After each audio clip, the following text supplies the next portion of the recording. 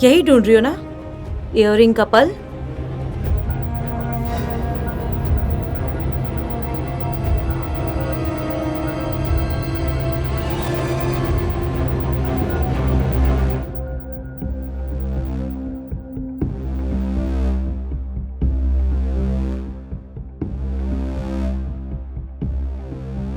यही ढूंढने आई हो ना, अपने गुनाह का आखिरी सबूत? ये तुम्हें कहाँ से मिला? क्यों किया ये सब कुछ? बस कुछ पैसों के खातिर? एक बार मांग के देख लिया होता, मैं तुझे ऐसे ही दे देती। मुझे तुम्हारी भीख में मिली हुई दौलत नहीं चाहिए थी। मैं अपने टैलेंट से कुछ कमाना चाहती थी, पर पता नहीं ये सबूत यहाँ कैसे छूट गया और मेरा सारा प्लान फेल हो गया। तुझे लगता है ये इयररिंग का पल मुझे यहाँ मिला? फिर कहाँ मिला? उसी दिन जिस दिन मैं तेरे घर आई थी, यही बताने के लिए कि पैसों का इंतजाम हो गया है। अरे सॉरी दीक्षा बेटा, मैं और साक्षी करुण के बर्थडे में नहीं आ पाएंगे। क्यों? क्योंकि हम 3 से 4 दिन में लंदन जा रहे हैं। आप और साक्षी लंदन जा रहे हो और मुझे पता तक भी नहीं है? क्यों साक्षी बताए नहीं आपको? जी नहीं आंटी। और वैसे भी यहाँ पे बहुत कर्जा हो गया। इतनी बड़ी बात साक्षी मुझसे छुपा कैसे सकती है, जबकि वो मुझे हर छोटी से छोटी बात बता देती है। इस तरह मैं उसे हासिल करना चाहती हूँ, पर कैसे? वो तो मुझे लेके इतना सीरियस है ही नहीं। इसके लिए तो तुझे करण बनना पड़ेगा फिर। मतलब करण जो तेरे साथ करता है तो उसके साथ कर।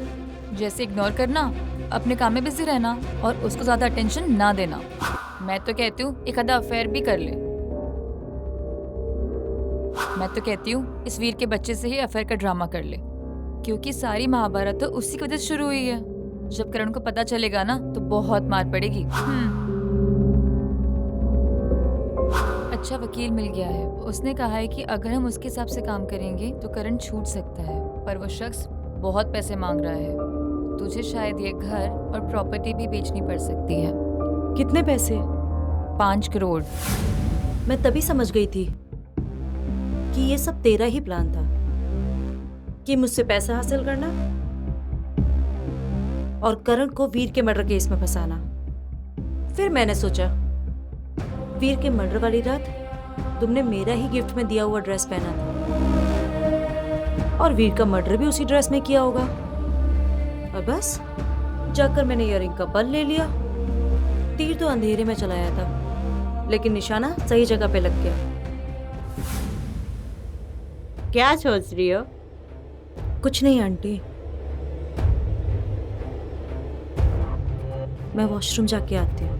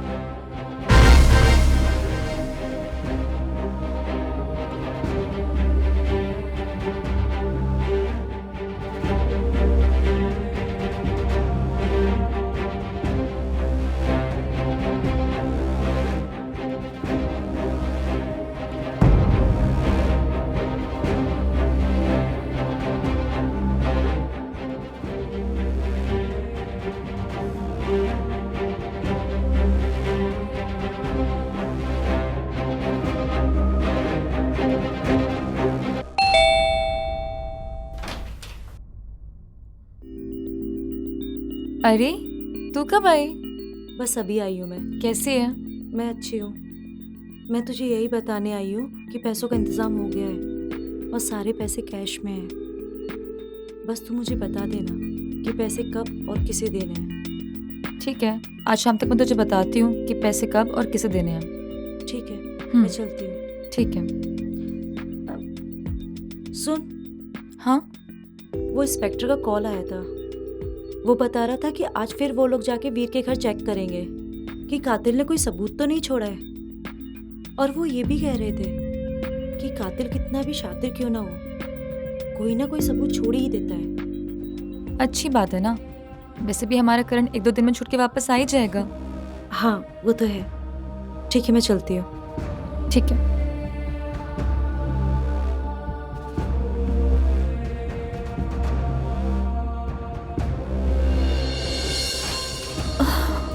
Shit.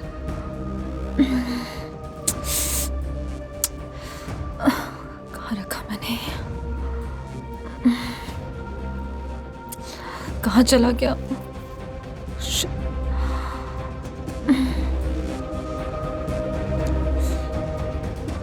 Oh my God.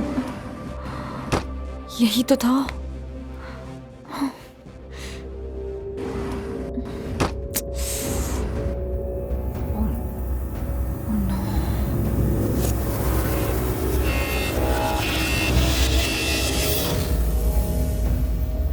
Shit, इसमें से एक पर्ल कहाँ गया?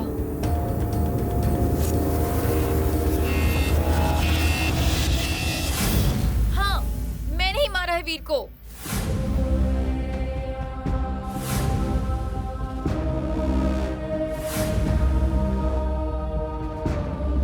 और करण को भी मैंने ही उसके इल्जाम में फंसाया है ताकि मैं तुम्हारी प्रॉपर्टी हासिल कर सकूं। सबसे अच्छी दोस्त तुम्हारी मैं थी। सारी फुकट की एडवाइस तुम्हें मैं दूं और मजे करे ये करण। मुझे पता था जब तक ये करण तुम्हारे साथ है मुझे एक फूटी कौड़ी नहीं मिलेगी। इसलिए मैंने वीर को अपनी बातों में फंसाकर उसे भी अपने प्लान में शामिल कर लिया। तुझे नहीं लगता करण बहुत चालू है? चालू मतलब? चालू मतलब मेरी फ्रेंड दीक्षा को अपने झूठ मूठ के प्यार में फंसा रखा है और उसकी प्रॉपर्टी हासिल करना चाहता हूँ। पागल वागल हो गई हो क्या? करण बिल्कुल ऐसा बंदा नहीं है। इनफैक्ट दीक्षा हमेशा कंप्लेंट करती है कि वो उसे प्यार नहीं करता, टाइम नहीं देता, ये वो। अगर उसको उसकी प्रॉपर्टी चाहिए होती ना तो वो सबसे ज्यादा टाइम उसी को दे रहा होता। क्या पता है उसका प्लान हो। चल एक बार आजमा के देखते हैं। आजमा कर मतलब तुम्हारे पास तो इतनी सारी लड़कियां हैं, किसी भी एक लड़की को उससे मिलवा दो। अगर वो उसे इग्नोर करता है तो इसका मतलब ड्रामा कर रहा है, और अगर थोड़ा बहुत अटेंशन या टाइम दे तो इसका मतलब दीक्षा के साथ वो लॉयल है, उसकी प्रॉपर्टी से उसे कोई मतलब नहीं है। अगर तुम बोलती हो तो एक बार करण को आजमा कर देखते हैं।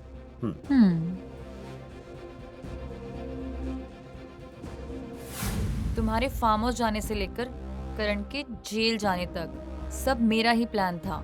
सब कुछ ठीक चल रहा था, लेकिन एक दिन मुझे वीर का कॉल आया और उसने मुझे तुम्हारे और नताशा के झगड़े के बारे में बताया और बोला कि सब यही खत्म कर दो वरना मैं जाके दीक्षा को सब कुछ बता दूंगा। मैंने उससे रिक्वेस्ट किया कि हमारा प्लान थोड़े दिन और चलने दे। फिर तुम्हारे बर्थडे वाली रात वो मेरे घर आया था।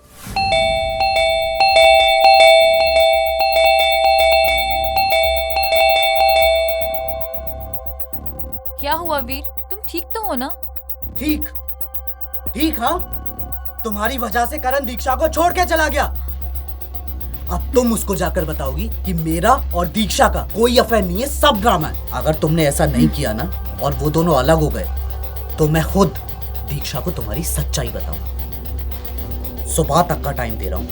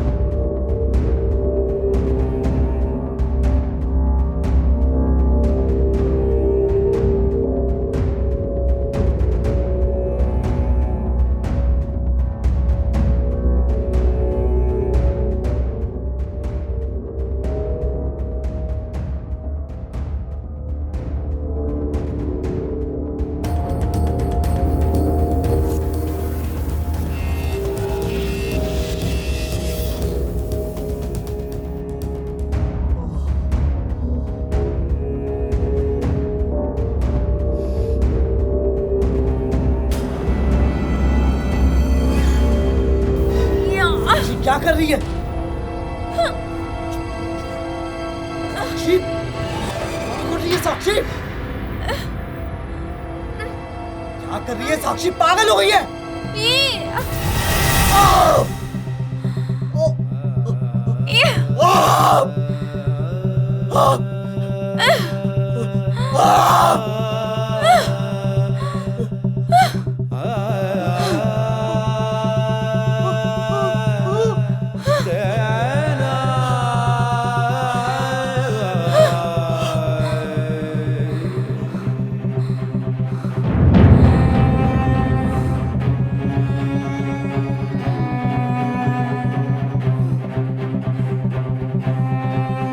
मेरा प्लान फेल करेगा तू? अब मरने के बाद जाके बताना उस दीक्षा को।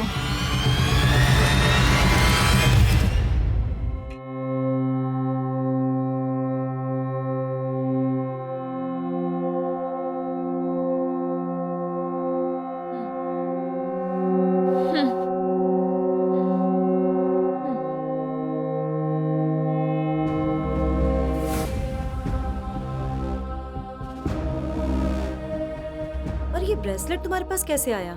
वैसे ही जैसे तुम्हारे पास ये इयररिंग का पर्ल आया। जब तुम उस दिन मेरे घर फार्म हाउस वाला ड्रामा सुनाने आई थी, मेरे पास 2 प्लान थे।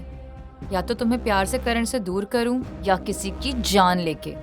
मुझे पता था कि वीर कभी भी पलट सकता है, इसीलिए उसे मारने का और करण को फंसाने का प्लान मैंने पहले ही कर लिया था। सब कुछ अच्छा चल रहा था, लेकिन मेरी साली बुढ़ी माँ ने तुम्हें लंदन में सेटल होने वाली बात बताकर मेरा सारा प्लान फेल कर दिया। बहुत शौक है ना तुझे लंदन में सेटल होने का। अब जा जेल की 4 दीवारियों में सेटल हो जा। इंस्पेक्टर साहब, ले जाओ इसे। चलो पकड़ लो इसे। धन्यवाद दीक्षा जी, आपने काफी मदद की हमारी असली मुजरिम को पकड़ने के लिए। अरे मदद कैसी, ये तो मेरा फर्ज था। जी हाँ, ठीक है, अभी मैं चलता हूँ, मिलते हैं हम कोर्ट में। ओके जी।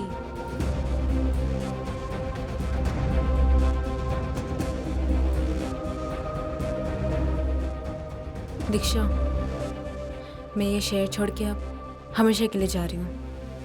अगर मेरी वजह से कुछ तकलीफ हुई हो तो प्लीज़ आई एम सॉरी। अरे ये तो सब गलतफहमी थी, अब दूर हो गई।